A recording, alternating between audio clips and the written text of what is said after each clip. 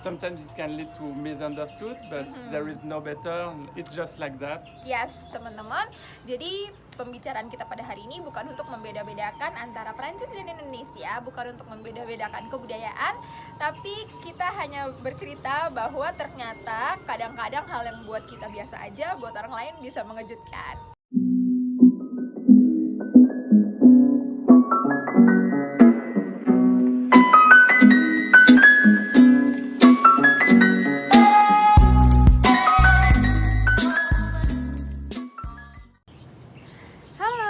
Assalamualaikum warahmatullahi wabarakatuh. Waalaikumsalam. Semangat pagi. Kami adalah pasangan mixed couple dari Indonesia dan Perancis. aku Indira. Dan aku François atau Francois. Kami akan ngobrol-ngobrol tentang 5 hal yang bikin orang-orang Perancis itu kaget ada di Indonesia. Yeah. What shock you in Indonesia? Ya, 5 hal. The first thing it's the bargaining, because in Perancis the prices are fixed almost always. Ya, kalau di Indonesia itu ada yang namanya tawar-menawar. Kalau di Perancis semua produk, semua servis harganya sama, fix. Jadi apa yang tertera itulah harganya. Kalau di Indonesia kita bisa tawar-tawaran. Bargain. Yeah, bargain. But it's funny when you get used to. It's like a game a little bit. Ya, udah kayak main game aja gitu. Siapa yang menang nawar itu pemenang dari game itu. Yeah. Like game. Do you have experience in Indonesia For bargaining, for beginning? Ya. the taxi. First, the taxi. The price is not fixed, so you see sometimes the price because you are a boulet. It's a bit too much, especially in touristic place like in Bali. Yes. Kalau offline, transportasi offline biasanya suka gitu. Kalau ngelihat bule langsung harganya jadi naik. Not only for the taxi actually. Like in For- the market. In Indonesia we have local price and bule price. Yeah. So, jadi kalau misalnya dikasih harga bule, dia suka nawar-nawar karena udah tahu di Indonesia harus pinter nawar. Jadi walaupun dikasih harga bule, dia nawar. Dia bagus, you good on bargain now. Yeah. So what next? Second thing, the picture. Like when people you don't know in the street ask to make a picture with you. So now you know how to be Tom Cruise.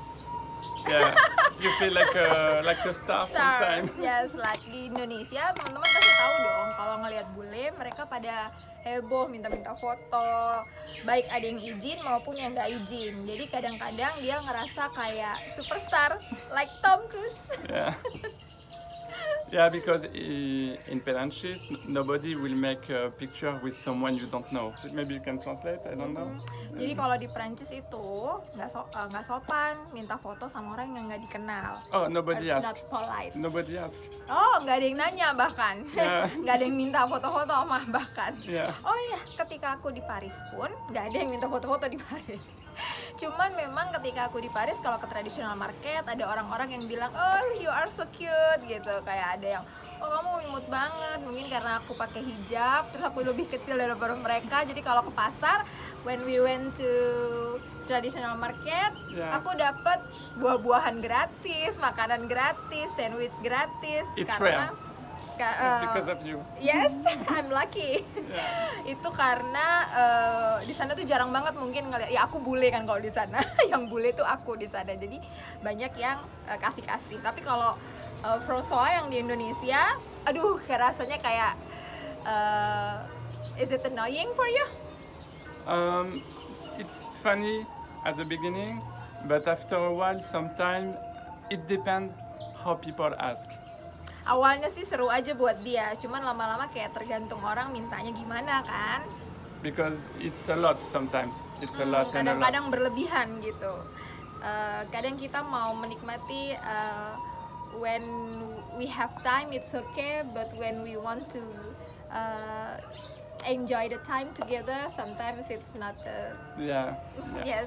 Jadi kadang-kadang kalau kita santai sih kemana-mana nggak apa-apa deh ada yang minta gitu. Cuman ketika kita pengen berduaan aja, atau lagi capek, atau memang lagi mau butuh kerja karena kita sama-sama kerja online, we both work online.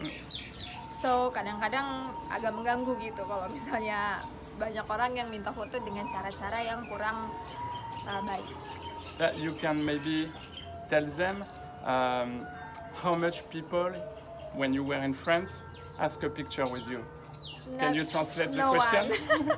Jadi dia tanya, berapa banyak sih orang yang ketika aku di Perancis minta foto? Aku bilang nggak ada. No one. Yeah. No one ask for picture. Yeah. Tapi di Indonesia sehari itu bisa berkali-kali. Yes, in one day you got some people ask picture. Oh yes, even in restaurants, the people of the staff. Kalau di restoran, hampir setiap di restoran staffnya atau pemiliknya pasti mau foto bareng, pasti minta foto bareng. And they don't give us discount. Oh, sometimes when, as a joke, I say, oh, I have to have a discount. And sometimes. Kadang-kadang dapet sih, kadang-kadang ada yang kasih diskon, tapi kadang-kadang karena mereka karyawan, ya mereka nggak bisa kasih diskon, kayak gitu. So it was the second. Itu yang kedua, yang pertama tawar-menawar, yang kedua tentang foto-foto, yang ketiga. The parking. When you park somewhere, you have a guy who take care of the scooter. I talk about the scooter because we use more the motor. And the guy asks you money for the parking. In France, the parking is free in front of the shop. So at the beginning, I thought, oh, is this a scam or is it normal? Because the guy do not have official clothes of the shop or things like that. So I didn't know before you explain me. So yang ketiga itu tentang parkir. Nah kalau di Prancis parkir itu kan kalau misalnya kita ke toko kita parkir sebentar nggak ada yang mintain parkir gitu. Kalau misalnya tempat yang seriusan parkirnya pakai mesin gitu. Sementara kalau di Indonesia kemanapun kita pergi mau ke Indomaret, Alfamart, ATM walaupun cuma sebentar kita bayar parkir 2000. Or the beach in Bali, like you park in front of the beach. And oh yes, kalau di Bali juga kalau kita ke pantai di Bali juga dimintain 2000. Oh no, not 2000. Oh 5,000. Ya kalau misalnya di tempat-tempat turistik biasanya 5.000, sama di Jogja, di Malang, sama lah di mana-mana kalau misalnya tempat wisata biasanya 5.000. Tapi kalau misalnya di toko-toko biasanya 2.000 dan itu di seluruh tempat di Indonesia. So karena nggak pakai seragam, not using uniform. Biasanya cowok-cowok, bapak-bapak itu, babang-babang parkir itu mereka pakai baju biasa seperti kita, nggak pakai seragam. So dia kira itu scam, dia kira itu penipuan gitu. Jadi bener nggak ini ngasih 2.000 gitu karena nggak ada official uniform, like nggak ada yang resmi gitu, nggak ada seragam resminya gitu. Jadi dia pikir ini beneran nggak gitu. Padahal ya begitulah Indonesia ya teman-teman ya. Justru di Indonesia itu banyak lowongan pekerjaan terbuka untuk semua orang. After you know it's okay, but before you explain me, I didn't know. Jadi kalau misalnya sudah tinggal lebih dari 2 minggu di Indonesia udah biasa. Tapi kalau misalnya untuk bule yang baru pertama datang, orang Perancis nih baru pertama datang ke Indonesia bakal kaget. Kok 2000 terus ya gitu. Mengagetkan. Sudah 3, sekarang yang keempat. Keempat is the good service, like people take time to make a good service. Like in France, people are more in a hurry, or in the restaurants they give you, sometimes they are not really nice, like that. But in Indonesia, people take time, like in the supermarket when you buy buah, the fruit, they take time to make a nice basket like that. So to me, it was a good surprise. Yang keempat itu tentang servis. Nah, servis ini mungkin lebih ke culture budaya Indonesia ya, teman-teman. Karena kalau di Indonesia kan orangnya ramah-ramah. Jadi kalau misalnya kita ke kasir, misalnya kita belanja apa, senyum dulu, dilayanin satu-satu, ramah-ramah. Sementara kalau di Perancis itu orang yang tidak senyum dan terkesan buru-buru gitu. Mereka melayaninya sambil buru-buru gitu, senyum tidak plus buru-buru. Jadi dia merasa kalau di Indonesia itu servisnya bagus. Apalagi kalau kita ke supermarket, kita beli buah-buahan, di supermarket biasanya ada fasilitas servis yang untuk paket buah-buahan, yang dipaketin buah-buahan. Nah itu dia kaget karena setiap kali kita pergi ke rumah orang tuaku, every time we want to see my mother, setiap kali kita mau ngelihat mama, kita pasti bawain mama buah-buahan. Dan setiap kali buah-buahannya dipaketin sama supermarketnya. Dan dia kaget, kok punya waktu ya buat maketin gitu. Maksudnya servisnya bagus banget gitu. Sementara kalau di Perancis kita beli sendiri, paketin sendiri, baru dibawa ke tempat tamu kita, ke tempat yang mau kita bertamu gitu. Jadi complicated gitu. Kalau di sana semua sendiri, sementara di sini ada yang servisnya, ada yang bagus. And really polite. Yeah. Ya, dan ramah sekali, sopan sekali Yeah. gitu. Ya itu cultural sih teman-teman ya. Karena kan kalau orang Indonesia memang lebih ramah. Selanjutnya nomor 5. So it's the schedule. bad schedule. Yeah, bad schedule.